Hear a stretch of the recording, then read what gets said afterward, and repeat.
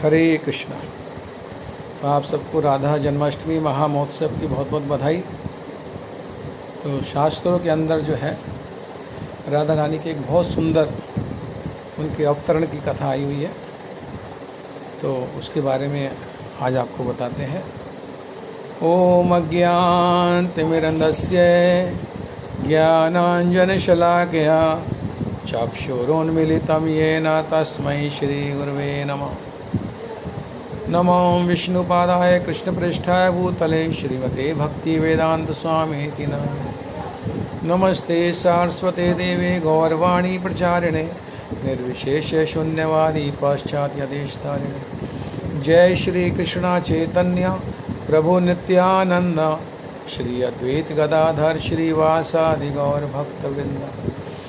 हरे कृष्णा कृष्णा कृष्णा हरे हरे, हरे राम राम राम हरे हरे। हे कृष्ण करुणा सिंधु दीनबंधो जगतपते गोपेश गोपिका कांत राधा कांत नमस्तुते। तप्त कांचन गौरांगी राधे वृंदावनेश्वरी विश्वानुसुते देवी प्रणमामि हरि प्रिय। हरे कृष्ण। तो ये जो कथा है राधा रानी के अवतरण की, ये रूप गोस्वामी पाद जो है अपने ग्रंथ ललित माधव ग्रंथ में इसका वर्णन किए हैं कि किस प्रकार से राधा रानी का अवतरण हुआ। तो इसमें बताया कि जो गर्ग मुनि हुए हैं, तो गर्ग मुनि की पुत्री थी गार्गी देवी। तो गार्गी देवी को जो है ये पौर्णमासी जो है, जो भगवान श्री कृष्ण की जितनी भी लीला संपादन होता है, लीला का आयोजन करती हैं, व्यवस्था करती हैं, तो उन्होंने जो है ये कथा बताई है, क्योंकि वो पौर्णमासी सारी भगवान की जो है लीलाओं को जानती है। तो ये जो रहस्य जो है इन्होंने यशोदा मैया और रोहिणी देवी को इस रहस्य के बारे में बताया। तो एक बार जो है विंध्य पर्वत, जैसे ऐसे हिमालय पर्वत जैसे विंध्य पर्वत, तो जिस प्रकार से हिमालय पर्वत की जो पुत्री थी पार्वती जी, तो हिमालय पर्वत ने अपनी पुत्री का विवाह पार्वती जी का भगवान शिव से किया। तो जब विंध्य पर्वत ने ये सुना है कि हिमालय ने अपनी पुत्री का विवाह भगवान शिव से किया है, तो उनको थोड़ी थोड़ी ईर्ष्या होने लगी। उन्होंने कहा कि सोचा विचार किया कि जब हिमालयों ने अपनी पुत्री का विवाह शिव से किया है, तो मेरे को भी जो है एक ऐसा दामाद मिले कि जो भगवान शिव को जो है युद्ध में परास्त कर सके। तो जब ऐसा विचार किया उन्होंने पुत्री की इच्छा से, तो अभी उनके पुत्री नहीं है, लेकिन मन में ये विचार कर रहे हैं कि मुझे भी ऐसा दामाद चाहिए कि जो शिव को जो है युद्ध में परास्त कर सके। तो ऐसा विचार करके जो है जो विंध्य जो है वो ब्रह्मा जी की तपस्या करने लगे। और जब ब्रह्मा जी की उन्होंने तपस्या करी, तो ब्रह्मा जी कुछ समय बाद प्रसन्न हो गए। और प्रसन्न होने के बाद उन्होंने विंध्य पर्वत से कहा कि आप वरदान मांगिए। तो उन्होंने अपनी जो मनो इच्छा थी वो प्रकट कर दी कि मैं ऐसा दामाद चाहता हूँ कि जो भगवान शिव को युद्ध में परास्त कर सके।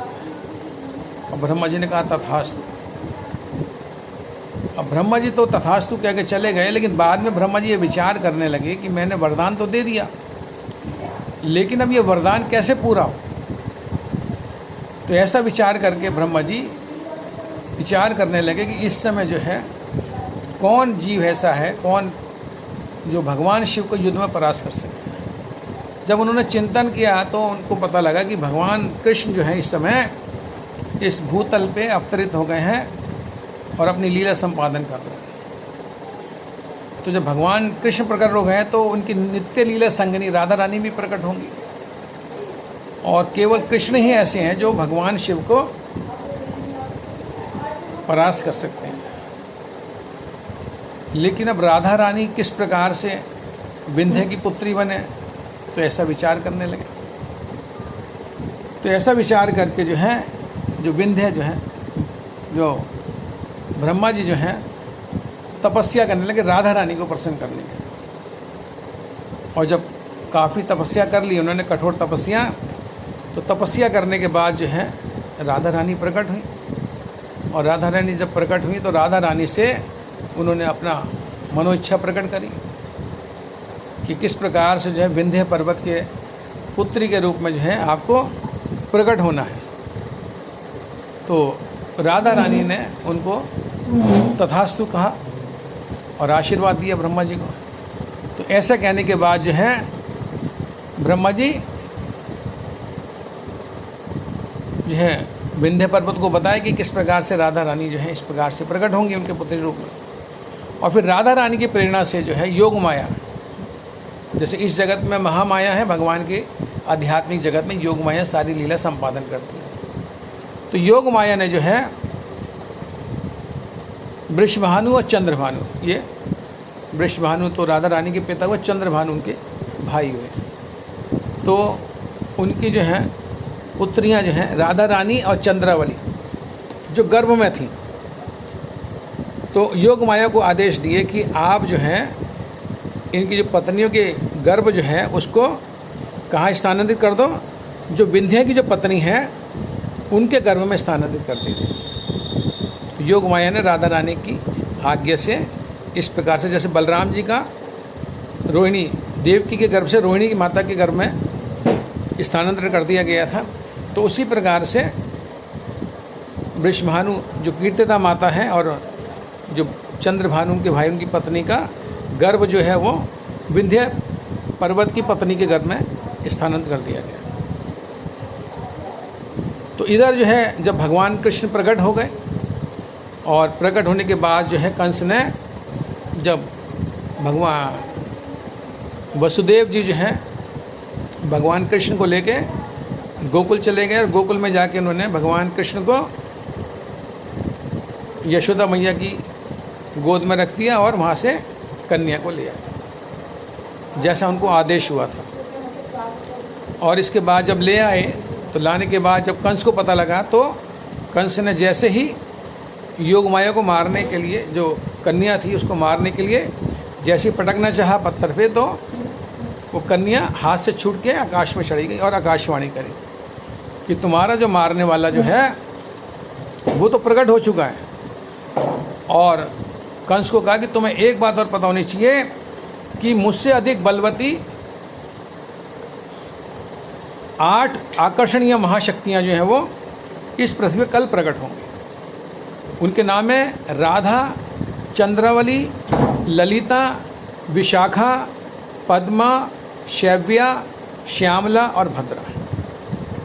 और उन्होंने कहा कि इनमें इन 8 में से जो 2 हैं राधा रानी और चंद्रावली वो सबसे अधिक प्रसिद्ध होंगी, और जो कोई भी इनसे विवाह करेगा वो बहुत सौभाग्यशाली होगा, वह राजेंद्र होगा है और युद्ध में महादेव तक को परास्त कर देगा। जब इस प्रकार से कंस को पता लगा तो कंस ने तुरंत अपने मंत्रीगणों को आदेश दे दिया कि आप जो हैं जितने भी नवजात शिशु हैं उनको वध करो। और पूतना को बुलाया गया और पूतना को कहा कि 10 दिन के अंदर अंदर जो नवजात शिशु हुए हैं उन सब का वध करो। और पूतना घर घर जाके जो है वो देख रही है और नवजात शिशु का वध कर रही है। तो जब इधर विंध्य पर्वत पे जो है विंध्य जो है वो अपनी पत्नी के साथ जो है यज्ञ कर रहे हैं, और यज्ञ कर रहे हैं तो उस यज्ञ में जब उसने पूतना जब उधर से गुजर रही हैं तो देखा उन्होंने बहुत सुंदर 2 रूपवती कन्या। तो पूतना उन 2 कन्याओं को उठा के भागने लगी। तो विंध्य पर्वत जो है वो यज्ञ में बैठे हुए थे ब्राह्मणों के साथ, तो तुरंत उन्होंने ब्राह्मणों को आज्ञा दी कि आप तुरंत जो है आज्ञा दीजिए, मंत्रोच्चार द्वारा इस पूतना राक्षसी को बुलाइए। तो तुरंत ब्राह्मणों ने मंत्रोच्चार किया तो उससे पूतना की शक्ति धीरे धीरे कम होने लगी, और जब कम होने लगी तो उसको 2 कन्याओं को संभालना मुश्किल हो गया। उसने एक कन्या जो है तुरंत नीचे फेंक दी।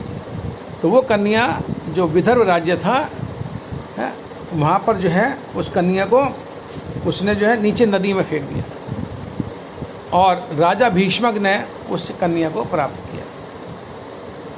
और कुछ समय बाद जो जामवंत जी जो हैं उस समय जो है उस भीष्मक राजा के राज्य में थे, विंध्य पर्वत पर रह रहे थे, तो वो जाके जो उस कन्या को वापस ले आए और वही कन्या जो चंद्रावली के नाम से विख्यात हुई।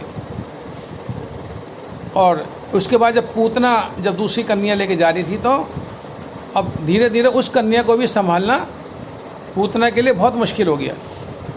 और मंत्र के प्रभाव से धीरे धीरे पूतना जो है वो कमज़ोर होने लगी, और जब बिल्कुल नहीं चल पाई तो उसने भी भूमि पर गिर पड़ी पूतना। और पौर्णमासी ने उस कन्या को पूतना से लेके और मुखरा को दिया। मुखरा कौन है? राधा रानी की नानी। मुखरा को दिया और उनको कहा पौर्णमासी ने कि यह कन्या तुम्हारे दामाद वृषभानु की संतान है, इसलिए इसका तुम लालन पालन करो। तो इस प्रकार से जो है और उसी दिन से जो है ये कन्या जो है वृषभानु नंदिनी राधा रानी के नाम से विख्यात हुई। और पूर्णमासी ने फिर 6 और कन्याओं का पूतना से उद्धार किया। वो कन्या है ललिता, विशाखा, पद्मा, भद्रा, शैव्या और श्यामा। इन 6 कन्याओं का भी उद्धार किया। तो इस प्रकार से राधा रानी और चंद्रावली और 6 सखियां जो हैं इस धराधाम पे आविर्भूत हुई राधा रानी के साथ। और देवर्षि नारद जो है ये संवाद जो है पौर्णमासी को दिए। बोली राधा रानी की जय, बरसाने वाली की जय, जय प्रभुपाद।